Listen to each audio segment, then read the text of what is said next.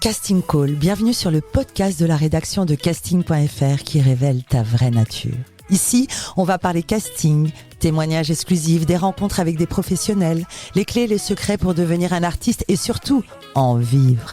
Casting Call, c'est ton nouveau coach audio qui te permet de poser ton premier pas sur ton chemin de l'éveil et de la réussite. Ose enfin devenir celui dont tu rêves. Bonjour et bienvenue sur Casting Call, le podcast de la rédaction de casting.fr. Je suis Soledad Franco et aujourd'hui j'ai le plaisir de recevoir un jeune homme que vous avez suivi sur TF1 avec un immense succès. Comment devenir chanteur ?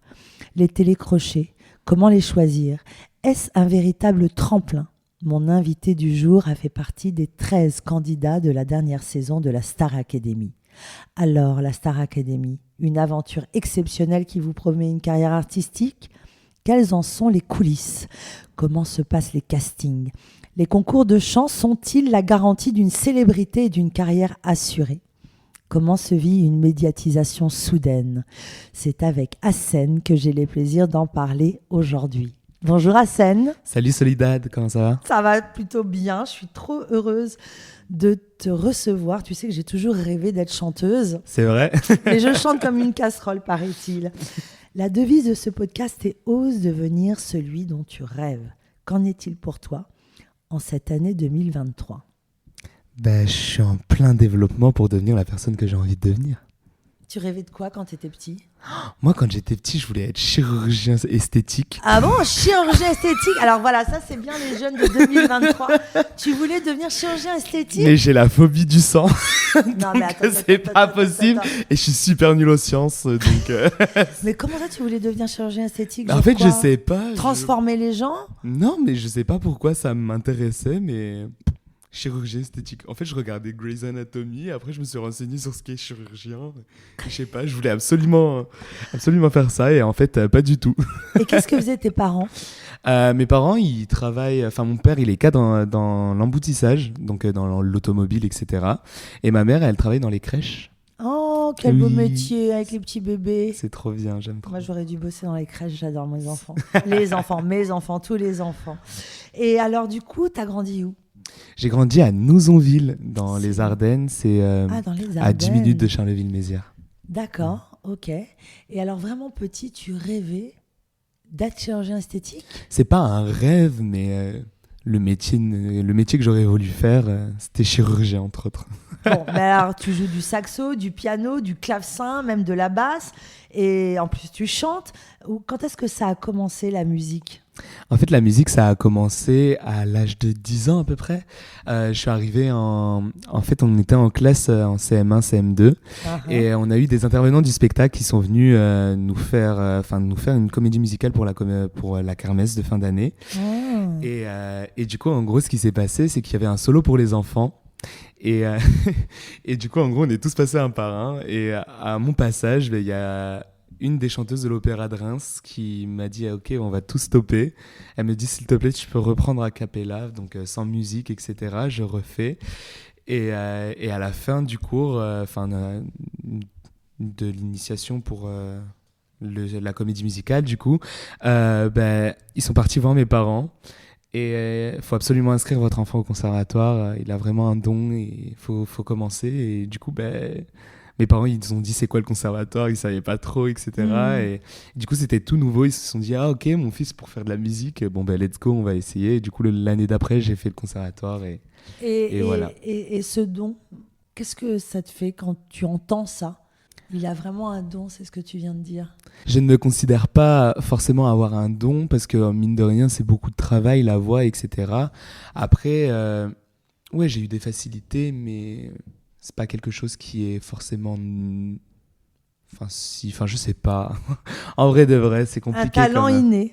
Ouais, voilà. Mais quand on a 10 ans, sachant que quand on est un homme, ta voix, elle se transforme, c'est elle ça, change aussi. Totalement. Parce qu'elle était comment ta voix quand t'avais 10 ans ? J'étais soprane, genre vraiment, je chantais...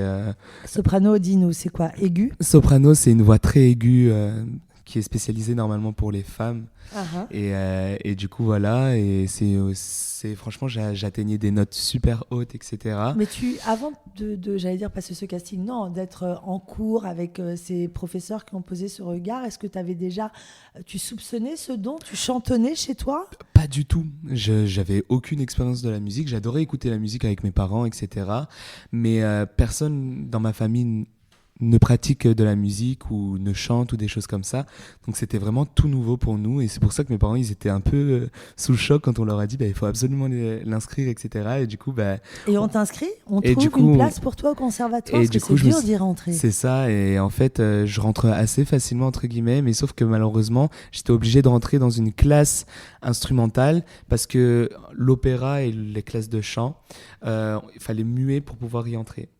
Ah, alors explique-nous, qu'est-ce que ça veut dire muer? Il faut attendre 13-14 ans, c'est quoi? En vrai, ça dépend de l'âge. On peut pas dire à 13 ans je vais muer, 14 ans je vais muer. C'est l'adolescence? C'est vraiment l'adolescence et ça arrivera quand ça arrivera. Moi, je sais que ça arrivé à la transition 3e seconde, par exemple. Je sais plus on a quel âge à cette période-là.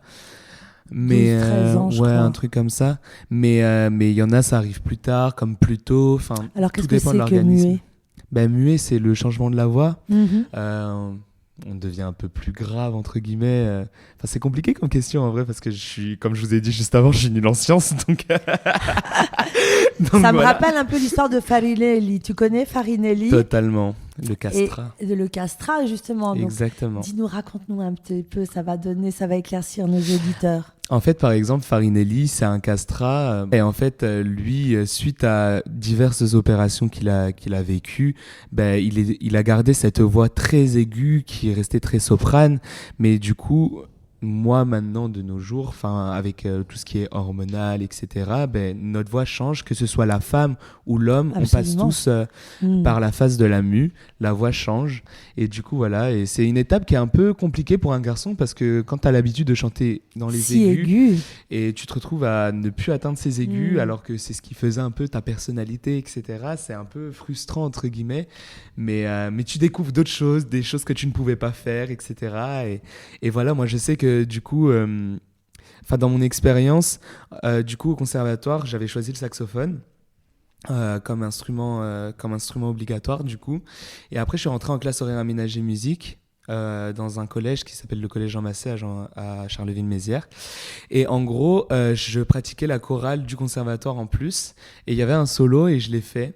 Et le prof de chant a eu un gros coup de cœur pour moi. Et du coup, il m'a proposé de faire des cours en extérieur gratuitement pendant 6 mois et il m'a pris un peu sous son aile, etc. Et l'année d'après, il m'a dit bon, je m'en fous que t'es muet ou pas muet, je vais te faire passer les examens du conservatoire.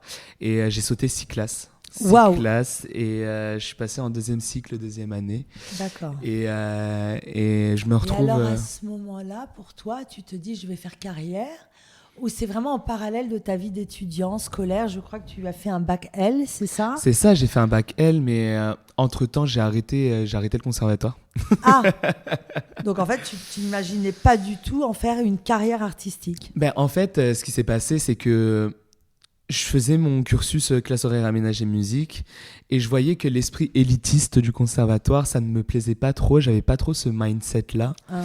Et du coup, voilà, pour moi, c'était vraiment du partage, faire de la musique, etc. Et du coup, voilà. Et alors qu'au conservatoire, c'est vraiment, je pense à moi, je veux être le meilleur, je m'en fous des autres, etc. Enfin, j'exagère, j'extrapole un petit peu cette mentalité-là. Mais c'est un peu cet esprit qu'il y a, en fait, au milieu, dans le conservatoire. Ils veulent absolument la perfection. Et sauf que au bout d'un moment, je sentais que très rapidement, j'ai senti que je devenais plus un robot, etc., à faire des trucs. Genre, par exemple, il faut absolument que je fasse ça. Et je prenais plus aucun plaisir à faire des choses. Je me retrouvais à chanter en russe, en espagnol, alors que j'avais, 14-15 ans, quoi. Et je me retrouvais à chanter dans des langues, je ne comprenais pas la signification. Je me retrouvais... Bon, après, c'était hyper intéressant d'aller chercher la traduction, etc. Mais la charge de boulot, en plus de ça, c'était la période du brevet, etc. Donc, j'avais beaucoup de boulot et le conservatoire, ils avaient un peu ils me disaient un peu, c'est le conservatoire avant les études. Les études, ils me disaient, c'est les études avant le conservatoire. Et quand on connaît l'exigence du conservatoire, c'est extrêmement lourd pour un enfant. C'est très, très lourd. Et en plus de ça, le directeur du conservatoire, il m'a caractérisé un peu comme ministre au conservatoire parce que j'avais 11 activités pluridisciplinaires, parce que j'adorais ça. Franchement, je découvrais plein de choses. J'ai fait du clavecin, du piano, des cours de déchiffrage, d'écriture. Tu es curieux. Ah, j'adore ça. Avide d'apprentissage. Totalement. Et tes parents, ils suivaient ça de loin, investis, ils y croyaient. Qu'est-ce qu'ils envisageaient pour toi? Ils étaient hyper épanouis. J'ai la chance d'avoir des parents hyper présents dans ma vie, qui sont très surprotecteurs aussi, qui veulent absolument le bonheur de leurs enfants, etc. Et quand ils me voient sur scène, etc., ils sont hyper heureux et c'est une fierté pour eux. Donc voilà, et le fait de le concert, quand j'ai annoncé à mon prof de chant lyrique que je voulais arrêter le conservatoire et du coup le chant lyrique aussi également, ça a été un peu un choc pour lui. Il est parti voir mes parents, il m'a dit vous savez pas sur quel... il est en train de louper quelque chose, il a vraiment une carrière dans ce milieu-là, etc. C'est vraiment une lueur d'espoir pour moi, j'ai rarement eu ça, etc. Vraiment, il misait énormément sur moi, il me voyait... T'as été courageux aussi de prendre cette décision, c'est une sacrée décision, parce Totalement. que j'imagine la culpabilité avec l'impression de décevoir les gens autour de toi. Et surtout que moi, je veux toujours le meilleur pour les gens, etc. Donc voilà, c'était un peu compliqué. Et puis, sachant que j'étais un peu jeune, je rentrais en seconde, on me dit que j'ai une carrière dans ce milieu-là. Et j'ai pris la décision d'arrêter. Mes parents voulaient absolument que je continue, mais je leur ai dit, écoutez, je suis pas épanoui, je suis pas heureux dans ce que je fais, je deviens une machine, je prends plus du plaisir à chanter, etc. Donc j'ai voulu faire un break. Donc du coup j'ai arrêté le conservatoire et après je suis arrivé au lycée et j'ai fait une option musique. La fameuse option musique. Exactement. Donc j'arrive en seconde et je découvre une nouvelle prof qui me redonne goût à la musique, mais à la musique actuelle. C'est joli parce que tu ne cesses d'avoir de belles rencontres et des gens qui t'ont suivi. Quelle chance. Totalement, c'est incroyable et j'en suis tellement reconnaissant. Et franchement cette personne, Madame Colas, je m'en souviendrai toujours et de nos jours encore, elle m'envoie des messages pour savoir comment je vais, etc. Et elle a toujours été là pour ses élèves. Et en fait, on avait une pratique où on prenait des musiques classiques et on devait les arranger dans un style qu'on voulait. Par exemple, on jouait les 4 saisons de Vivaldi en version afro. Peu importe le style. Moi, je sortais le saxophone, on chantait. Donc là, tu continues quand même le saxophone, tu continues à jouer. Tout. Ah non, t'arrêtes tout. Le piano, le clavecin, la basse, tu arrêtes. J'ai tout arrêté du jour au lendemain. Et du coup, je me retrouve à être sans instrument, sans pratique instrumentale, etc. Et je me rends compte que mine de rien, le chant, ça me manque. Et du coup, je décide d'aller dans une association, dans une MJC, où je prends des cours de musique actuelle. D'accord. Donc c'est totalement un autre style, c'est un autre placement au niveau de la voix, parce que pour le lyrique, c'est très derrière avec le voile du palais, très noble en fait au niveau de la sonorité, alors que dans la pop, la musique actuelle, la sonorité doit être droite. Donc du coup voilà, et en plus de ça, je me suis rendu compte que j'étais trop scolaire aussi. Donc du coup c'était un moyen pour moi de lâcher prise un peu et de faire plein de choses, et du coup j'ai chanté de la soul, du rock, de la pop, j'ai fait diverses choses et j'adorais ça. Et en plus de ça mon prof de chant m'avait inclus dans un groupe et du coup j'avais des batteurs, des guitaristes et tout, et c'était trop cool. Donc voilà, et puis après je suis parti faire des stages à la MAI de Nancy. Ok. Donc la musique. Et tout ça, c'est toi qui enquête, qui cherche un peu. C'est ça, exactement. Okay. En fait, comme je t'ai dit, j'ai toujours été curieux en fait, et du coup, j'ai fait des recherches et tout, et là je vois des stages à la MAI de Nancy, etc. Et du coup, je dis à mon père, papa, écoute, j'aimerais beaucoup faire ce stage-là. C'est vraiment avec des professionnels de la musique, etc. Et je pense que ça peut vraiment m'aider. Du coup, là, c'est toujours l'amour du travail et de l'apprentissage. Sans jamais envisager, tu te vois toujours pas comme chanteur. Pas du tout. Pas du tout. C'est juste que j'adorais ça, et c'est comme l'école, j'adorais étudier. Je sais pas, j'avais soif d'apprendre, soif de faire des rencontres. Et puis, mine de rien, moi, je viens de Charleville-Mézières et la musique n'est pas énormément présente. Charleville-Mézières, c'est connu pour tout ce qui est capitale nationale et mondiale des marionnettes, de tout ça. Bref, mais il y a le basket qui est primordial là-bas. La musique n'a pas sa place, en fait. Et du coup, étant garçon, chanteur, etc., c'est très compliqué parce que, mine de rien, les garçons, ils sont plus présent pour faire des activités sportives, etc. Et du coup, j'avais tous mes potes, ils faisaient du basket, du foot, etc. Et moi, j'avais qu'une seule chose, c'était de faire de la musique. donc, du coup, voilà, j'avais l'impression d'être un peu l'ovni de mes potes, etc. Mais en tout cas, en assumant ton idée et ta volonté et ta passion, quand on est un jeune adolescent, c'est preuve d'une grande maturité. Merci. Et tu vas donc jusqu'au bac? Je vais jusqu'au bac. Je passe du coup un bac L avec spécialité et option musique. Et non, franchement, j'étais à fond. J'adorais ça. Et du coup voilà. Et arrive le confinement. Et j'avoue que moi, le premier confinement, je l'ai super bien vécu. On l'a tous bien vécu au début. Je pense. Le deuxième, c'était un peu plus compliqué, mais le premier, ça m'a permis de me recentrer sur moi-même et de me rendre compte en fait qu'il n'y avait qu'une seule chose qui m'habitait au fond de moi, c'était chanter. Et du coup, tous les soirs, j'étais sur mon piano, je chantais. J'ai fait énormément de rencontres sur les réseaux sociaux. Alors justement, très présent sur les réseaux sociaux pendant le confinement. Exactement. Raconte-nous un peu. C'est la première fois où tu te médiatises vraiment. Exactement, totalement. Je commence à me rendre compte qu'il y a beaucoup de live talents qui se proposent sur les lives Instagram, etc. Et je me dis, mais en vrai, pourquoi pas moi? Et j'avais mon frère qui est lui un fan inconditionnel de rap, etc. Il me dit, mais t'es pas capable de faire un cover de rap à ta manière et tout. Je fais, ah bon, moi je suis pas capable. Et du coup, j'ai fait un truc au piano et j'ai repris une chanson de PNL et tout. Et pendant tout le confinement, ça m'a suivi parce que ça a énormément plu. Et franchement, c'était trop cool, trop bien. Et j'ai fait énormément de rencontres. Et du coup, en arrivant à Paris pour mes études, je suis parti... Mais là, donc à ce moment-là, sur les réseaux sociaux, l'idée émerge que peut-être... C'est ça. Ça peut devenir intéressant que d'en faire ta carrière. Exactement, c'est ça totalement. Exactement. Et tu montes à Paris. En fait, je monte à Paris parce que ma prof de musique, du coup, Madame Colas, m'avait dit écoute, Hassen, t'as tellement le profil pour pouvoir aller étudier à la Sorbonne en musicologie. En plus de ça, il y a un chœur où vous partez en tournée avec ce chœur-là, c'est un chœur professionnel. Et du coup, voilà, elle était partie à Abu Dhabi, etc., quand elle était étudiante là-bas. Et elle me dit Hassen, tu seras vraiment épanoui là-bas, donc fonce. Et du coup, je me dis oula, la Sorbonne, déjà, ça a une grande réputation. Je me dis est-ce que j'ai vraiment le profil et le caractère pour... Tu connaissais Paris ? Je connaissais pas du tout Paris. Je connaissais Paris de vue, entre guillemets, parce que j'ai de la famille sur Paris.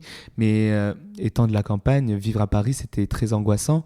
Et du coup, moi, ayant fait plusieurs stages à la MAI de Nancy, j'avais eu un coup de cœur pour cette ville et je me suis dit, il faut absolument que j'aille à Nancy, en fait. Et mon père me dit, mais non, Hassen, il faut que tu ailles sur Paris, etc. En plus de ça, à Sorbonne, ça, sur un dossier, ça fait super classe, etc. Donc du coup, voilà. Et du coup, je prends la décision d'aller sur Paris. Et avec beaucoup d'audace, parce que tu devais vraiment avoir peur. C'est ça. Et j'avais peur, mais en même temps pas trop, parce que du coup, toutes les connaissances que j'ai fait pendant le confinement, en fait, sont devenues des personnes que je voyais dans la réalité.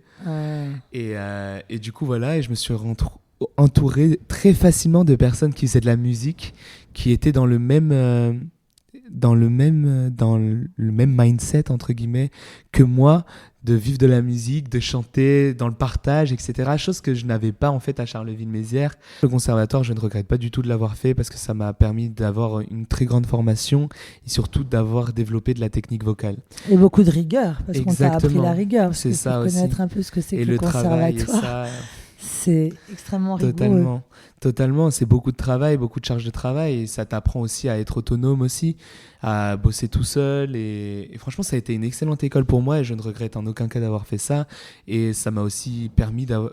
franchement, le conservatoire, pour le coup, c'est la meilleure école pour apprendre la technique vocale. Et du coup, quand tu arrives en musicologie à la Sorbonne, c'est pas trop compliqué ou si ? En fait, moi... Ayant arrêté du coup en seconde le conservatoire, j'avais arrêté tout ce qui était solfège, tout ce qui était écriture, etc. Du coup voilà, et j'arrive aux premières années de licence, il y a le deuxième confinement qui arrive, donc la galère. Rebelote. Exactement, mais j'étais entouré de personnes qui parlaient le même langage que moi, qui parlaient un peu solfège, qui avaient les mêmes influences. Après, j'avais pas toutes leurs connaissances classiques parce que en vrai de vrai, mis à part les chanteurs d'opéra ou des choses comme ça, je m'étais pas forcément renseigné sur tout ce qui était compositeur ou des trucs comme ça. Du coup, on était hyper dans le partage. Et là, t'as toujours pas décidé que tu vas en faire ta carrière, ta vie, être chanteur aussi ? Pas du tout. Toujours pas ? Non. En fait, moi, j'ai une autre passion dans la vie, c'est l'animation. j'étais animateur pendant longtemps dans les campings, etc. Et du coup, j'adore les enfants, bosser avec les enfants, etc. Et du coup, chaque soir, on était sur scène, etc. Et franchement, c'était l'une de mes meilleures expériences. Après le confinement, j'avais l'impression de revivre. Et en allant sur Paris, c'était encore plus une renaissance. Parce que du coup, je me suis entouré de personnes qui étaient dans le milieu de la musique. Et du coup, je me rendais compte, en fait, que sur scène, j'étais trop à l'aise, j'étais bien. Et puis voilà. Mais dans le cadre scolaire, je me rendais compte que je perdais mon temps. Je commençais à me rendre compte de ça, en fait. J'apprenais quelque chose, mais dans quel but ? Parce qu'en première année, en fait, à la Sorbonne, ils t'obligent de faire un stage dans le métier que tu voudrais faire plus tard. Ah. Donc, pour une première année, ça permet de vite faire le tri ou pas. Et du coup, moi, je me suis retrouvé à faire prof de musique pendant 30 heures en tant que prof de musique dans un lycée avec des spé musique, etc. Et franchement, j'adore, mais le problème, c'est que je m'ennuyais. Je voyais que j'adore véhiculer, apprendre, transmettre. Ce côté pédagogique, etc. Mais alors, qu'est-ce qui t'ennuyait ? Et je me suis rendu compte qu'en fait, j'allais pas être épanoui. Et du coup, je me suis un peu renseigné sur tous les autres métiers qu'il pouvait avoir. Et je voyais que musicothérapeute, c'était un truc hyper intéressant. Qu'est-ce que c'est que musicothérapeute ? En fait, musicothérapeute, c'est l'aide pour les personnes qui sont un peu soit dans... Il y a tout type de maladies, entre guillemets, qui peut avoir la dépression, ou même les personnes qui sont atteintes de trisomie 21, ou plein de choses comme ça. Tu es là pour les accompagner, pour penser à autre chose, pour développer certains talents, ou des trucs comme ça. En fait, c'est vraiment un rôle d'accompagnement, ou même, par exemple... À travers la musique. Et puis même, une démarche sensorielle pour accompagner la maladie. Exactement. Et puis la musique, c'est aussi une thérapie pour beaucoup de personnes. Par exemple, quand on est triste, on va écouter de la musique. Enfin... La musique fait vraiment partie. On sait bien que la musique a une incidence sur nos états émotionnels. La musique adoucit les mœurs, mais pas que. Exactement. Une bonne musique le matin, ça te... Totalement, ça requinque sur toute la journée. Et franchement, c'est incroyable, quoi. Donc, la musique, ça véhicule en fait beaucoup d'émotions. Ah, qu'est-ce que j'aime ta curiosité. Tu vas toujours chercher. Mais si tout le monde pouvait être comme ça, c'est absolument magnifique. Ouais, mais après, c'est un peu trop des fois. Mais non, c'est très bien. C'est magnifique. Et du coup, voilà. Et au bout de ma deuxième année, en fait, je me rends compte que je prends aucun plaisir à aller à la fac. Et j'ai pris conscience des bars parisiens. Donc, tout ce qui est bar open mic, les scènes ouvertes. Alors, t'allais où ? Donne des noms. Est-ce que ces endroits existent encore ? Ils existent encore. J'allais à l'Orphée. Ah, tu y vas encore à l'Orphée ? J'y vais toujours de temps en temps. Est-ce que tu as déjà chanté avec Slimane ? Oui.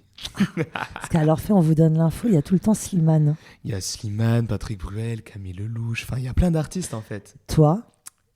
Moi. Et c'est un endroit tout petit. C'est ça. Où vous pouvez rentrer. Raconte-nous ce que c'est l'Orphée. Moi j'y vais aussi et j'adore. En fait, l'Orphée, c'est un lieu un peu intimiste, entre guillemets, où tu rentres, il y a des musiciens qui sont présents et c'est le but de partager la musique, en fait, chanter, etc. Et les gens qui sont là, c'est pour venir écouter la musique ou venir chanter. Et c'est vraiment hyper bonne ambiance, c'est hyper convivial comme esprit. Et du coup, voilà, il y a plein de bars comme ça dans Paris. Qu'est-ce que ça veut dire ? Que si vous êtes chanteur, finalement, il suffit d'enquêter, de rechercher et vous allez trouver des petits lieux ouverts à tous, où se mélangent de grandes célébrités et aussi des artistes en herbe comme toi, ce que tu étais à l'époque. Exactement. Et c'est comme ça que tu as pu chanter avec Slimane et d'autres. Mais c'est accessible et ouvert à tous. Et j'aimerais bien que les gens l'entendent, que dès lors qu'on a envie, il suffit de rechercher un peu et on trouve ces endroits accessible. Totalement. Donc tu continues et tu vas chanter. Et je vais chanter dans les bars en fait, et c'est un truc que je ne faisais pas forcément. Me chanter devant les gens avec un micro, des choses comme ça, c'est pas quelque chose que j'avais forcément l'habitude. Et du coup, ça m'aide en fait à prendre confiance, à aller de ce pas, à enlever ce stress que je peux avoir de temps en temps, parce que mine de rien, tu te mets à nu quand tu es sur scène, je trouve. Donc voilà, et il y a plein de bars comme l'Orphée, le Noddi, Noddi. Ce bar, il est incroyable. J'ai passé nuit et jour là-bas. Il y a le Baiser Salé. Enfin, il y a plein de lieux comme ça dans Paris, en fait. Et à chaque fois, tu touches différents types de publics. Ce n'est jamais le même. Tu as des personnes qui ne sont pas forcément là pour venir écouter la musique. Pas besoin de payer pour rentrer. Exactement. On paye juste sa boisson. Sa consommation. Et tu es là, tu chantes, tu partages, tu fais des rencontres. Et franchement, c'est incroyable. Et moi, en étant de la province, je ne pensais pas qu'à Paris, en fait, tu allais rencontrer ce genre de lieu, en fait. Et moi, ça m'a beaucoup aidé et ouvert.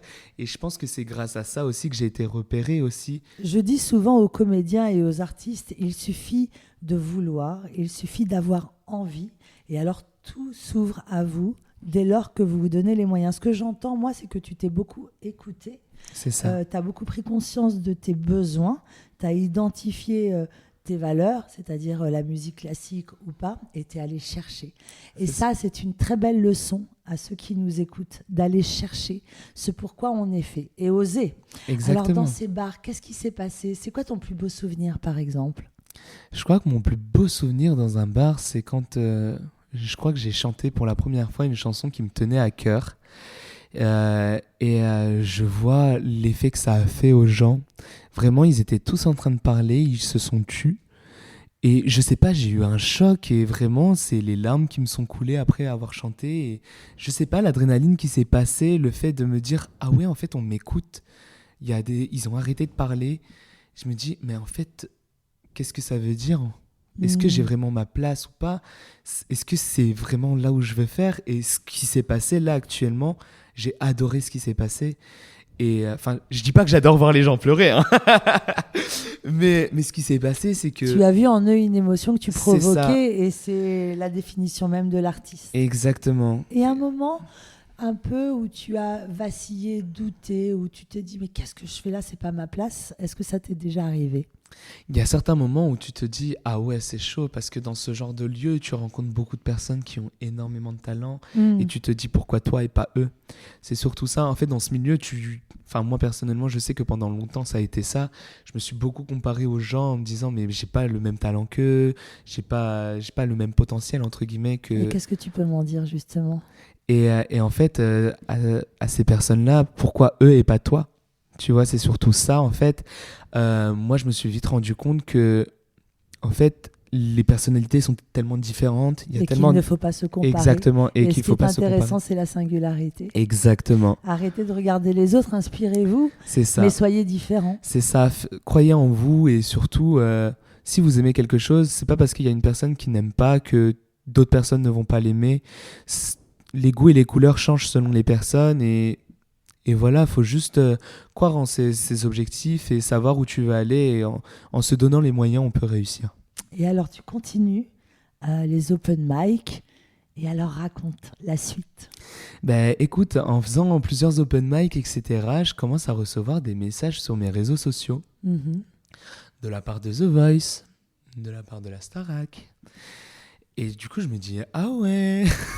Tu regardais ces télécrochets, c'était un truc qui t'intéressait à la télé? Je regardais beaucoup The Voice. J'avais déjà passé les castings pour The Voice, etc. Mais tu les avais pas décrochés? Non, je les avais pas décrochés. Et puis, mine de rien, quand on fait des castings, c'est pas parce que à ce moment-là, ça se passe pas bien, ou du moins, c'est pas positif, qu'il faut baisser les bras.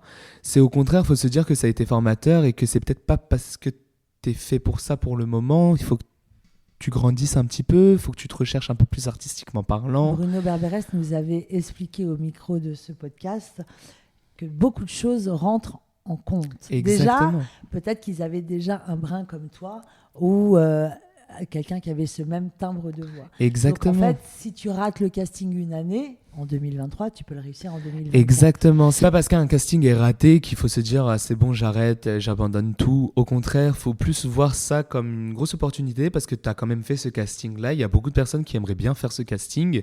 Donc du coup, voilà, dis-toi que tu as l'opportunité d'avoir fait ce casting, que tu es parti à faire cette étape, que tu as réussi à chanter devant des jurés, etc. Parce que c'est quand même hyper angoissant de chanter devant des personnes qui sont assis, alignés en face de toi. Ils te parlent pas, ils sont là et tu chantes juste. Et après, tu as un échange à la fin. C'est très angoissant et c'est un gros pas que tu fais en avant en allant faire ce genre de truc. Et voilà, il faut juste se dire que sois fier de là où tu étais. Et l'année d'après, si tu veux le refaire, peut-être que tu iras plus loin. En fait, il faut toujours penser à « je vais faire mieux ». Comment tu décroches la Starac ? En fait, on m'envoie un message sur les réseaux sociaux suite à un open mic. On me dit « Hello Hassen, j'ai quelque chose d'hyper intéressant à te proposer. dis-moi, est-ce que tu es partant, etc. pour un appel. Je me dis, oula, je sais pas qui est cette personne. Du coup, ce que j'ai fait, c'est que je suis parti sur LinkedIn. J'ai regardé son profil et je vois qu'elle est directrice de casting pour plusieurs émissions, etc. Et je me dis, ok, parce que le profil était en privé. Et du coup, voilà, je suis parti faire des recherches pour essayer de comprendre. Et je vois qu'elle est directrice de casting, etc. Et du coup, je lui envoie mon numéro de téléphone. Je me dis, OK. Et là, elle m'appelle et me dit, écoute, Hassen, il ne faut pas donner l'information, mais la Starac va revenir. Ouais, parce que c'était courant mars-avril et l'annonce n'était pas encore officialisée. Et du coup, la Starac va revenir. On aimerait beaucoup t'avoir au sein du casting. Donc, du coup, voilà, dis-nous, est-ce que ce serait une émission qui pourrait t'intéresser, etc. Et moi, je me dis, en vrai de vrai, j'ai jamais réellement regardé cette émission. Parce que quand j'étais petit, je suis né en 2002, du coup, j'ai raté les 2 premières. Et puis après, le fait de grandir, 1 an, 2 ans, 3 ans, je m'en souviens pas forcément. Donc j'ai peut-être grandi avec la Starac, mais j'ai aucun souvenir. Je sais que mes parents regardaient beaucoup, mais pas moi. Mais du coup, voilà, mais j'en ai toujours entendu parler de Grégory Le Marchal, de la Starac, etc. Et du coup, c'était un peu un rêve d'enfant, entre guillemets, qui te dit, ah, Seine, il y a la Starac qui revient, etc. Tu vas peut-être être sur les pas de Grégory Le Marchal, etc. Donc, c'est trop cool, c'est trop stylé. Et du coup, je me dis, bon, vas-y, let's go, tu perds rien à faire le casting. Est-ce qu'à ce moment-là, tu poses des questions à tes parents, tu leur demandes conseil? Je leur ai pas dit que je faisais les castings. Ah, ok. Le conseil d'Hassen. Non. Parce qu'en fait, je l'ai pas encore, je l'ai pas dit, mais mes parents, ils m'ont toujours soutenu en fait dans mes projets, mais ils voulaient pas que j'arrête mes études. Ah. Ils voulaient pas que j'arrête mes études, ils voulaient absolument que je continue. De musicologie, ils voulaient absolument que je finisse au moins ma licence, et après pour le master, on verra. Mais du coup, voilà, mais sauf tu que... l'as fini ta licence? Pas du tout. En gros, j'étais en deuxième année. Ce podcast ne sera pas écouté par ma fille. Et alors, continue. Non, donc, en gros, ce qui s'est passé, c'est que j'étais en deuxième année de licence l'année dernière. Ah. Et du coup, la Starac m'appelle et me dit, écoute, Hassen, on aimerait beaucoup te voir et te rencontrer, etc. Mais avant tout, il faut que tu nous envoies par mail une vidéo de toi en train de te présenter, de danser, de chanter. De danser. C'est ça. Donc, tu étais bon danseur? Pas du tout.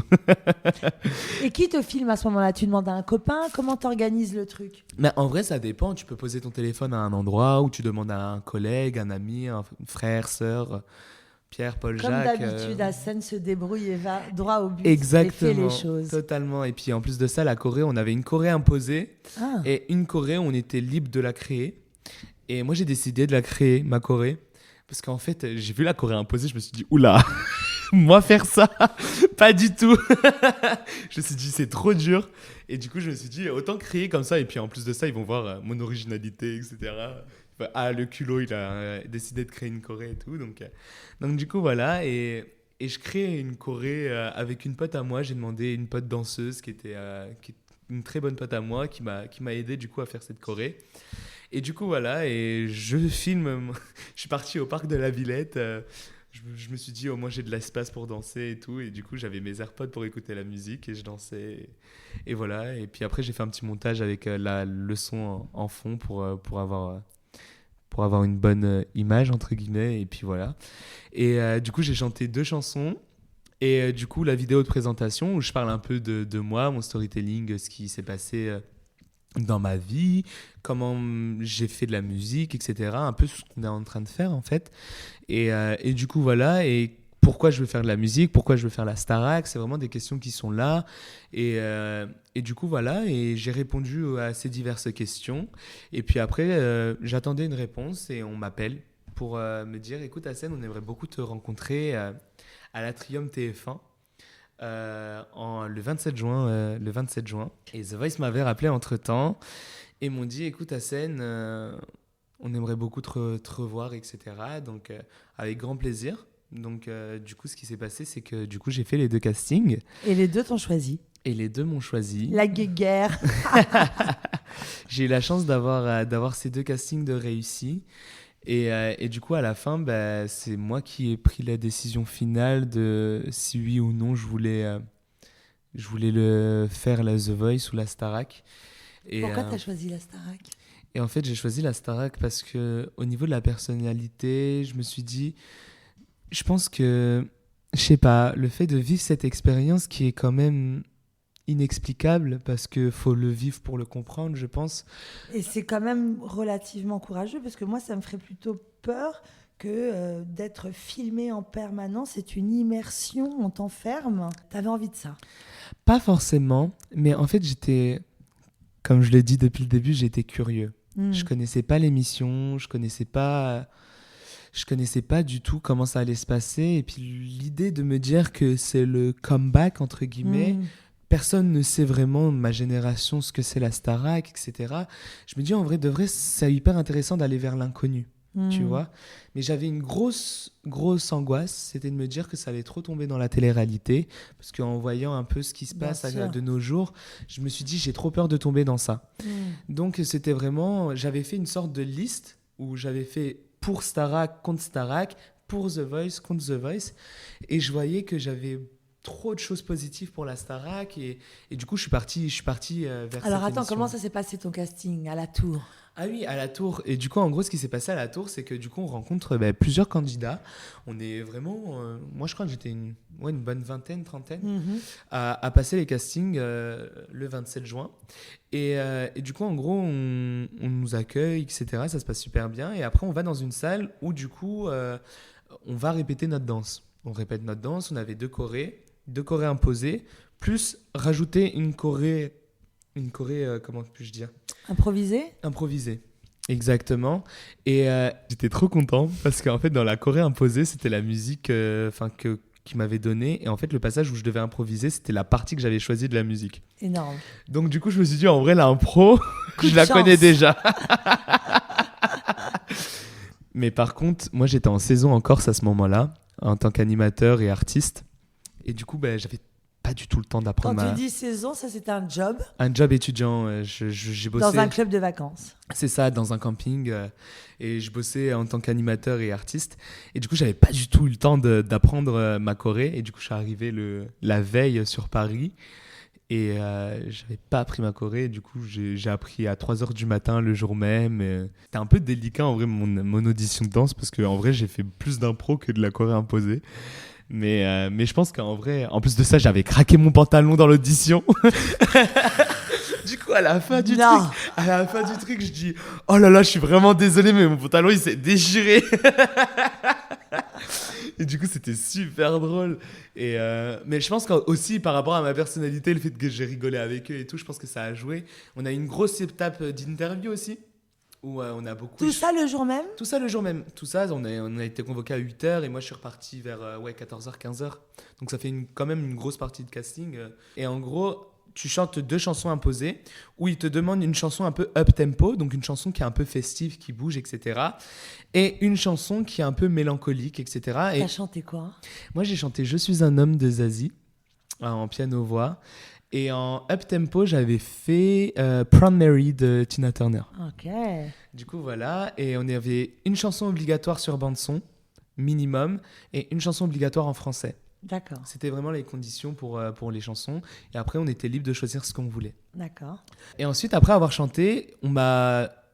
Pour voir par rapport aussi si on est prêt à faire de l'impro ou des trucs comme ça au niveau du théâtre, on m'a donné la recette de la bouillabaisse. Quel rapport? On m'a donné la recette de la bouillabaisse, on m'a dit... À jouer? À chanter. Chante-moi la recette de la bouillabaisse. Genre comme ça en 3 secondes. D'accord. Et du coup, je sais pas, instinctivement... Tu l'as fait en lyrique? Pas du tout. Ah bon, d'accord. J'avais la chanson Balaera Bamba. Ah. J'avais cette chanson et j'ai fait et pour faire une bouillabaisse. J'étais comme ça et là, mais c'est n'importe quoi, mais j'avais... Enfin, je sais pas, c'est sorti tout seul, j'étais tellement à l'aise et tout. Et par exemple, incroyable, c'est trop bien. Les caméras ne t'ont pas du tout impressionné ou... Pas du tout. En fait, pour moi, je suis parti du principe où j'ai beaucoup de chance de faire ce casting. Il y a beaucoup de personnes qui veulent le faire. C'est déjà une grande chance d'être à l'Atrium TF1. En fait, je suis hyper reconnaissant de tout ce qui se passe et ça sert à rien de se projeter, de se mettre trop de stress, etc. J'ai compris ça aussi au fur et à mesure du temps, que en fait, dans la vie, ça sert à rien de se mettre une trop grosse pression, etc. Si t'aimes ce que tu fais et que c'est pas que t'as confiance, parce que je dirais pas que j'ai 100% confiance en moi, mais je dirais que en vrai, j'ai appris à... En fait, je me suis rendu compte que j'aimais ce que je faisais et que j'avais qu'une seule envie, c'était de vivre de ça. Et que j'étais hyper heureux, que j'avais que des choses positives quand je chantais. Et du coup, pourquoi me mettre du stress alors que je fais quelque chose que j'aime ? C'était vraiment la mentalité que j'avais eue pendant ce casting-là. Et je me suis dit, si ça passe, ça passe. Si ça passe pas, ben, tant pis, c'est pas grave et ce sera une prochaine fois. Et voilà, et pour moi, c'était une grande chance d'être parmi ces candidats, de faire les castings pour la saison de relancement de la Star Academy. Lorsqu'on t'entend, tu réponds réellement à une sagesse incroyable, avec des valeurs incroyables. Qui t'a transmis tout ça ? Cette confiance en toi, ou c'est inné, ou est-ce que tu penses que c'est des valeurs que tes parents t'ont transmis ? Parce que dans tout ce que tu nous racontes, c'est un long chemin, mais tu ne prends que des choses positives. On imagine que tu as dû parfois douter, un manque de confiance, pas assez grand, pas assez beau, pas assez petit, pas assez... Mais on a l'impression que tu es très sage à l'âge de 21 ans. Merci. D'où ça te vient ? J'ai la chance d'avoir une famille avec de très grandes valeurs. On est très soudés les uns des autres. Je suis issu d'une famille nombreuse. Du côté de mon père, on est plus de 40. Donc voilà, mais dans les 40, on est tous soudés, on est très liés, on se parle tous, on a des liens très forts. Enfin, c'est très sincère en fait notre relation et j'ai de la chance d'avoir une famille très soudée et qui m'encourage. Et quand t'as le soutien de tes proches qui te disent malgré tout, allez, on croit en toi, on est prêt à faire un sacrifice, etc. pour te voir heureux et épanoui. T'as juste une seule envie, c'est de leur rendre l'appareil, entre guillemets. Et puis aussi, mine de rien, avec tout ce qui s'est passé, j'ai toujours été trop là pour les gens sans réellement penser à moi. Et du coup, tu t'engraines un peu dans une négativité à écouter tout le temps les autres, etc. Et tu t'oublies au fur et à mesure du temps. Et je me suis très rendu compte de ça, qu'en fait, j'étais pas forcément heureux avec tout ce que je faisais, que je faisais plus plaisir à certaines personnes et que je n'étais pas moi-même, entre guillemets. Et du coup, au fur et à mesure, je me suis dit, écoute Hassen, on n'a qu'une seule vie. La vie, elle est trop courte pour te morfondre sur des oui, sur des oui-dire, sur des... Et que la première personne à aimer, c'est sûrement toi. Exactement. Et que tu feras du bien aux autres en t'aimant toi-même. Exactement. Et c'est vraiment cette mentalité que j'ai eue. Et Paris, ça a fait que conformer l'idée, en fait, de cet état d'esprit-là. Parce que du coup, je me suis entouré de personnes qui faisaient de la musique. Moi, je suis quelqu'un qui me remet beaucoup en question, qui me questionne beaucoup sur la vie de tous les jours. À travers l'émission, on m'a beaucoup vu comme la personne solaire, extrêmement présente pour les gens. Alors justement, à quel moment on t'a appelé pour te confirmer ta participation ? On m'appelle seulement le 7 septembre. Donc tout l'été passe. Tout l'été passe, un stress énorme. Parce que du coup, moi, j'ai The Voice qui me dit... Hassen, t'es pris, on a besoin d'avoir une confirmation pour que tu nous dises si tu fais ou tu fais pas. Moi, j'ai été franc avec eux. J'aurais dit, écoutez, là... Moi, j'attends la Starac. Non, pas du tout, parce que moi, je savais vraiment pas pour le coup quelle émission je voulais faire. Je savais pas du tout. C'est pour ça que j'ai fait vraiment un listing des pour, des contre, de ce que j'avais envie de faire, etc. Début août, je reçois un appel me disant que je fais partie des 30 derniers. D'accord. Ensuite, fin août, on m'appelle, on me dit que je fais partie des 15 derniers. Et sur les 15 derniers, ils n'en prenaient que 13. Donc ça veut dire qu'à tout moment, il y a 2 personnes qui sautaient. Ah là là. C'est angoissant. C'est l'attente terrible. C'est terrible, mais en même temps, je me dis, tu fais quand même partie des 30 derniers. C'est incroyable. Toujours, des 15. Toujours le côté positif. Et quand on m'appelle, franchement, je revois mon père. J'ai jamais vu mon père pleurer autant dans mes bras. C'est... j'ai reçu l'appel, je suis monté dans ma chambre et là, j'ai pas hurlé, j'ai pas crié, j'ai pas dit « Ok, je suis pris pour la Starac ». Je suis descendu, j'ai dit « Papa, j'ai un truc à t'annoncer ». Je sais pas, pour moi, ça a été tout de suite une révélation. Le fait qu'on m'ait annoncé, je savais directement que j'allais faire ça, alors que je ne savais pas encore quelques jours avant. Mais le fait qu'on m'a annoncé que j'étais pris pour la Starac, je savais que je devais aller faire ça. Qu'est-ce que t'as dit à ton père ? Et j'ai dit « Papa, écoute, je dois t'annoncer un truc. Au mois d'octobre, je vais faire partie des académiciens de la Star Academy. » Et là, mon père, il me dit « Mais non, tu te fous de moi ?» Je fais « Non. » Et là, il me prend dans ses bras, il crie, il pleure. Et l'émotion que j'ai vue dans mon père, en fait, c'est quelque chose que je n'oublierai jamais. en fait, mes parents, ils se sont toujours battus pour notre bonheur, pour tout ça. Et le fait de voir que je touche un peu du petit doigt le rêve d'enfant que j'avais envie de faire, ben, c'était l'un des plus beaux jours de sa vie, quoi. Et après, quand je l'ai annoncé à ma famille, ils ont tous chialé, ils étaient trop contents et tout. Enfin, franchement, c'était pour ça aussi que j'avais envie de faire cette émission-là. C'était pour rendre fier. J'ai le même prénom que mon grand-père. Et du coup, le fait d'avoir Hassen écrit en gros, il était trop content. Enfin, moi, on m'a montré des vidéos après l'émission et tout. Mes grands-parents, ils ont vécu un moment que jamais de leur vie, ils auraient pu imaginer vivre ça, quoi. Et franchement, enfin, tu vois, leur sourire, leur joie. Et j'ai mes oncles et mes tantes, dès que je suis sorti, ils m'ont dit merci pour tout ce que tu leur as procuré. Enfin, vraiment, j'ai reçu tellement d'amour, en fait, provenant de ma famille en leur annonçant tout ça, que c'était une grosse fierté pour eux. Parce que mon grand-père, il a toujours voulu faire de la musique. Il adore écouter de la musique, etc. Mais en quittant l'Algérie pour venir en France, etc. Enfin, il n'a pas eu le droit à l'apprentissage, entre guillemets, de tout ce qui est au niveau de la musique. Et du coup, moi, en sortant de la Starac, ben, je lui ai acheté un livre pour apprendre la guitare, etc. Enfin, vraiment. Et là, du coup, il commence à s'y mettre, à apprendre. Qu'est-ce que c'est joli de réaliser le rêve d'une histoire familiale. C'est ça. Et du coup, ça fait trop plaisir, quoi. Et en octobre, donc, tu rentres à la Star Academy. Donc, combien de jours, de semaines ? En gros, le 7 septembre, on m'annonce que je suis pris à la Starac. Et fin septembre, j'ai commencé à faire les portraits. Et puis voilà, et ça se faisait au fur et à mesure du temps. Et après, on est parti une semaine en confinement. On était dans un hôtel où, du coup, on commençait à faire, durant cette semaine, tout ce qui était essayage, tout ce qui était essai plateau, tournage de générique, etc. Donc, on fait tout durant cette semaine. Et du coup, voilà. Et après, on prend un training incroyable. C'est un training pendant une semaine où c'est assez intense, entre guillemets. Et du coup, c'est à partir de ce moment-là aussi qu'on met le premier visage sur certains candidats. Parce que du coup, nous, on ne sait pas qui participe. Et du coup, en faisant le générique, on était 3, 4 ou des choses comme ça. Et sauf qu'on avait l'interdiction de se parler, on ne pouvait pas se parler. C'était atroce, vraiment, c'est horrible. On sait qu'on est avec des gens, mais on n'a pas le droit de se parler. On est dans un van, on n'a pas le droit de se parler. Enfin, c'est hyper... Et vous avez des coachs autour de vous ou des gardes du corps on avait qui des vous nounous. interdit. Ah, des nounous, c'est plus joli. Oui. On avait des nounous qui étaient H24 avec nous et du coup, voilà. Et en fait, c'est pour garder l'effet d'apprentissage aussi pour la Starac, pour faire l'émission, etc. Et c'est totalement normal. Donc du coup, voilà. Et du coup, durant cette semaine, c'est assez intense. Bon, après, ils nous autorisent un petit peu à parler, mais pas de nos vies ou des choses comme ça. Genre, par exemple, oh, le ciel est bleu, c'était bon aujourd'hui. Par exemple, au Self, il y avait 40 000 tables et c'était une table chacun. Ah ouais. Et par exemple, il y en a un qui était au bout là, un autre à l'extrémité, mais sur l'autre table. Enfin, franchement, c'était assez strict, mais je comprends totalement et c'est normal, entre guillemets. Et ensuite, l'aventure commence réellement. Et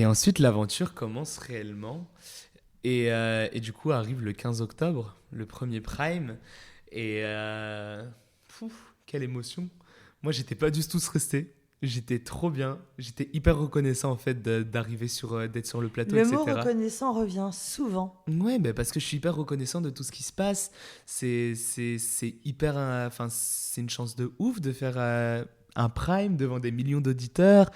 En fait, on m'a donné une chanson. J'adore cette chanson. L'arrangement était trop cool et tout. Bon, j'aimais pas trop mes fringues qu'on m'avait données, mais... Tu te sentais pas très beau ? En fait, si, en vrai, ça allait, mais en fait, j'aimais pas la cohérence des couleurs, etc. Enfin, j'avais du vert, du orange, du beige, des chaussures bleues.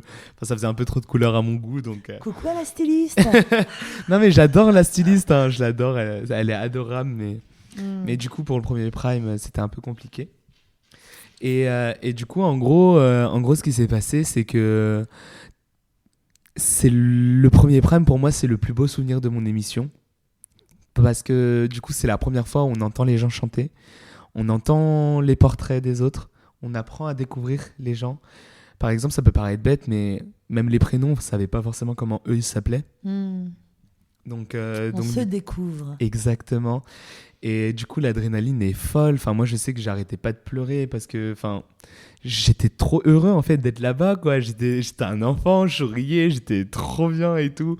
En plus de ça, du coup, sur le banc, on commençait à apprendre à se connaître entre guillemets. C'était vraiment le moment où on pouvait parler entre nous. Et du coup, ben, j'avais Carla à ma gauche et Léa à ma droite. Et du coup, on commençait à parler, à se taper des délires, à encourager les autres. Enfin, en fait, il y a eu toute une bienveillance qui s'est instaurée en fait. Une cohésion de groupe. C'est ça. En fait, on s'est dit, ok, on est en train de vivre un truc de ouf tous ensemble et c'est dingue. On se connaît pas, mais je les aime déjà. C'est trop bizarre comme sensation. Et du coup, au fur et à mesure, les portraits passent, etc. Et on trouve certains points similaires avec certaines personnes par rapport à son mode de vie, etc. Enfin, c'est vraiment... Des liens se tissent. Des liens se tissent alors qu'on s'est jamais parlé. C'est trop bizarre, en fait. Et du coup, voilà. Et Louis l'a très, très bien dit après sa prestation. Il a dit, on a l'impression d'être déjà une famille alors qu'on ne se connaît pas. Tu es sorti en 2e. C'est ça. J'ai quand même fait 3 semaines. Donc, c'est incroyable. Moi, pour moi, partir dans les premiers ou dans les derniers, ça m'était égal, entre guillemets, parce que la visibilité... 3 semaines, c'est long. C'est super long. Une semaine, on a l'impression de vivre 6 mois. C'est incroyable. Comment ça se fait? Parce qu'en général, quand on aime, ça passe vite. Ça passe vite, mais c'est très intense. On a eu une charge de travail très intense. On faisait plein de cours à l'heure, enfin des choses comme ça. Donc voilà. Ces Et puis caméras, on finit par les oublier. moi, en vrai, au bout du 3e, 4e jour, j'ai totalement oublié les caméras. Est-ce qu'il y a des moments où vous avez ce répit, où vous êtes sans caméra? Oui, il y a des moments, ça s'appelle les heures CSA. C'est les heures où, en gros, pendant 1 heure ou 1 heure et demie, tout dépend du temps, on coupe totalement les caméras. Mais sauf que nous, on nous le dit pas forcément. C'est pour pas qu'on se dise ah on va lâcher prise, etc. Et puis voilà. Mais Et tu n'as pas ton téléphone? on n'a pas de téléphone, on n'a accès à rien, on est coupé du monde. Et franchement, c'est incroyable parce que du coup, bah, tu découvres plein de facettes de toi dont tu ne fais pas face en vrai dans la vie de tous les jours parce que tu es accroché à ton téléphone. Enfin, tu es vraiment dans une sorte de cure, entre guillemets. Les choses positives? Les choses positives, moi j'ai appris à... Enfin, je suis quelqu'un qui me mettait beaucoup en question, donc en vrai de vrai, ça n'a pas changé parce que je prends beaucoup ce temps-là aussi dans la vie de tous les jours. Mais ce qui a vraiment changé, c'est vraiment artistiquement parlant, j'ai vite compris où je voulais aller et qu'est-ce que je voulais faire en fait de ma vie. Et puis même, enfin, ça peut paraître bête, mais en ce qui concerne les chansons qu'on nous donnait, je faisais vraiment un travail sur ce que moi je ressentais par rapport aux chansons qu'ils me donnaient, par rapport au texte. J'essayais vraiment d'approfondir sur ça, etc. Parce que moi, en fait, le problème des professeurs, c'est beaucoup le retour qui était fait. C'était peu importe les chansons, que ce soit une chanson triste, une chanson qui est joyeuse ou pas, j'avais toujours mon sourire. Et ça se sent au travers de cette interview. T'éclates de rire, t'as un beau sourire. Merci. Mais du coup, voilà. Et du coup, du coup, ils ont peur que du coup, je ne sois pas sincère quand je veux véhiculer une émotion ou des choses comme ça. Et c'est tout un travail que moi, je n'avais pas forcément fait sur moi-même, où je me suis dit, ah ouais, en fait, il faut vraiment que tu t'interprètes réellement. Ton corps, en fait, il est vraiment là aussi pour véhiculer des messages et c'est pas que ta voix, entre guillemets. Parmi tous ces profs, tous ces coachs, lequel t'as le plus marqué et de qui t'as le plus appris? Oh là là. Je dirais en vrai de vrai, la personne qui m'a le plus appris, c'est Laure Ballon.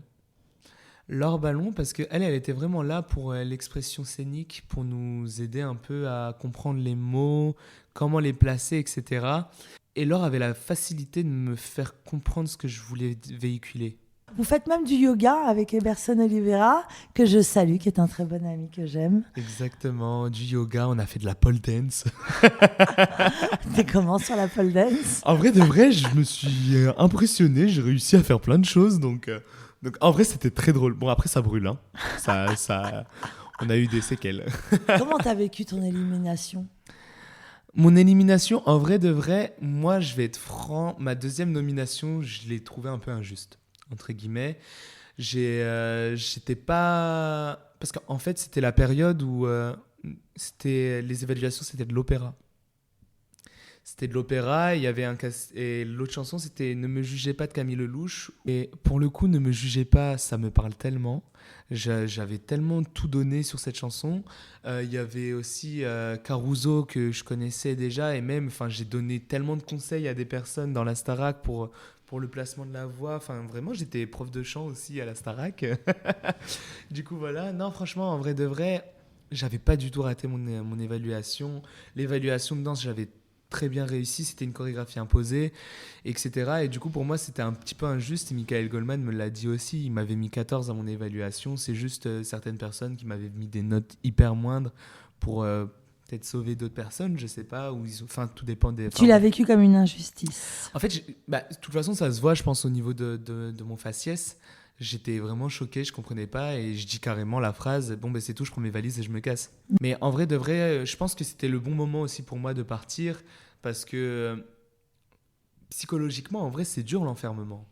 C'est très dur l'enfermement. Et puis surtout, tu ne sais pas ce qui se trame de l'autre côté. Exactement. La naissance de tes loulous, comme tu les appelles. Exactement. Tu ne soupçonnais pas. Moi, en sortant de l'émission, je ne comprenais pas le pourquoi du comment il y avait une aussi grosse queue dans les stations essence. Je ne savais pas on ne savait pas du tout qu'il y avait une pénurie de gasoil.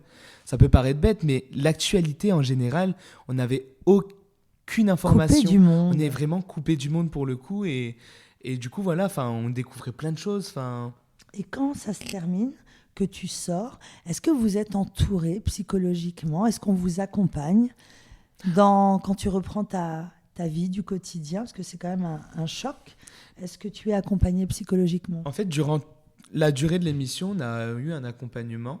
Il y avait des psychologues à disposition. Et puis même, pour tout ce qui était interview, pour rencontre avec la presse, etc., on était toujours accompagné par une personne de la production qui était là avec nous, qui nous accompagnait. Par exemple, quand j'ai fait TPMP People, il y avait une personne qui bossait de chez Endemol. Enfin, voilà. Ils étaient vraiment présents, mais une fois que l'émission est terminée, voilà, chacun prend son chemin et voit sa suite professionnelle, entre autres, se faire. La suite qui arrive, raconte.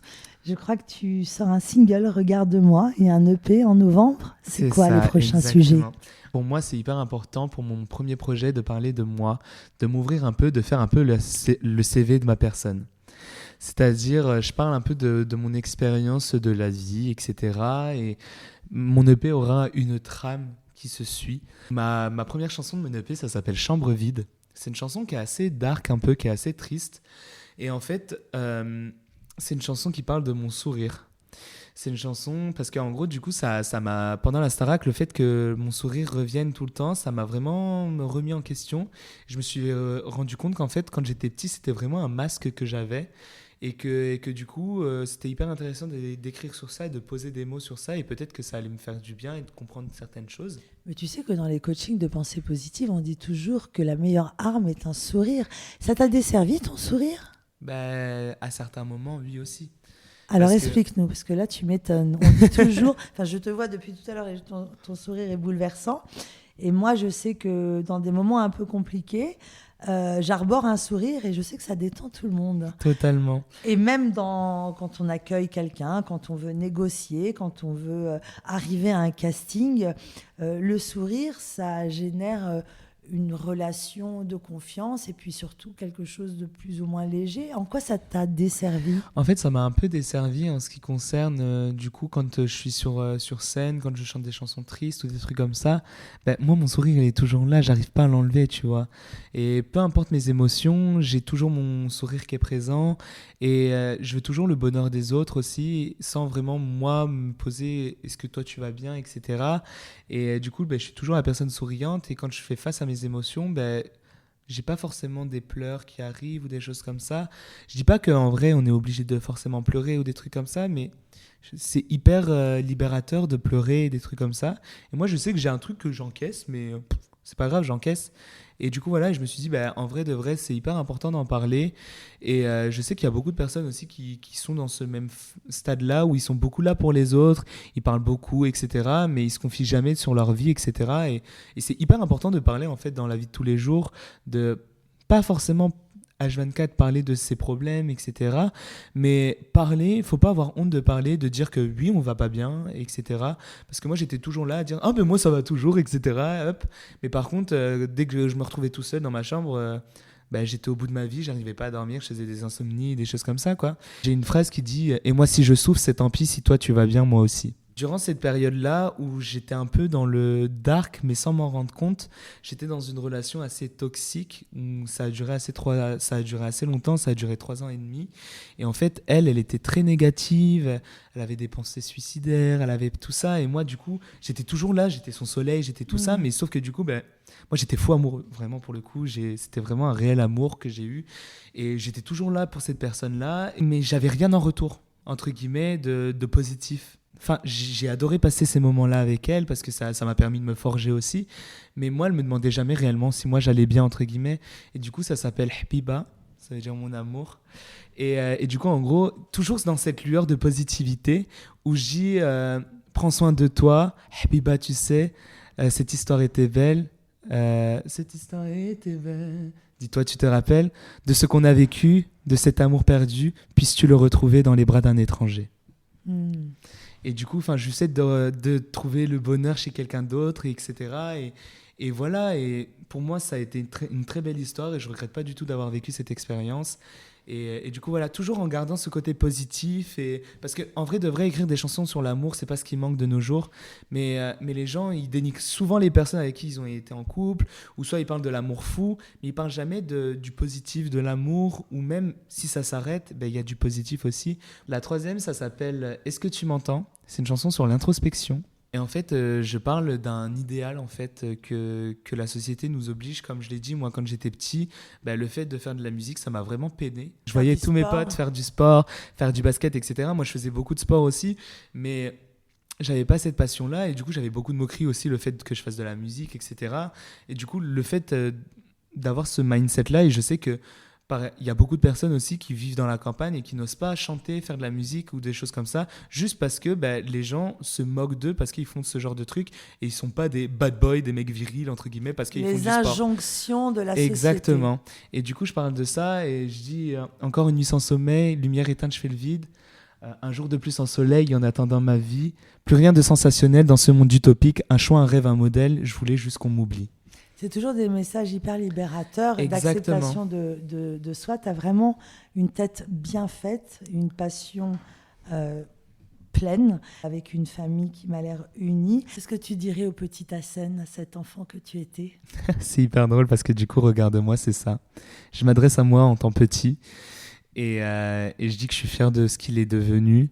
Je suis fier de la personne qu'il est actuellement et de ce qu'il a pu entreprendre. C'est que le début d'une belle aventure.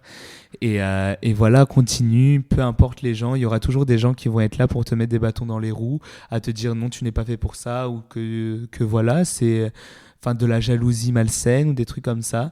Et ces gens-là, ne les écoute pas.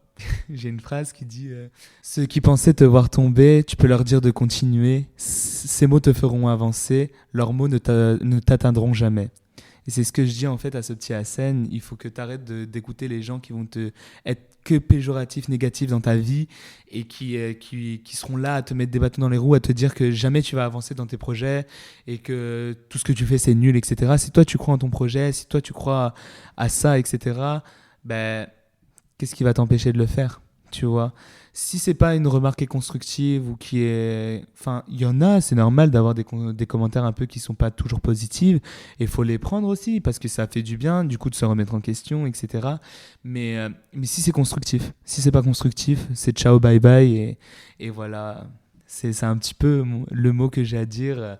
En tout cas, je suis fier du petit Hassen qui a réussi à faire le tri de toutes ces ondes négatives qu'il y a pu avoir autour de lui et de voir que le positif des choses et d'avancer doucement. Et on sait que dans le milieu de la musique, c'est avec le temps que ça se fera.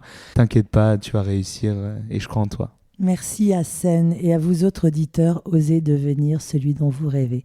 Merci et à bientôt.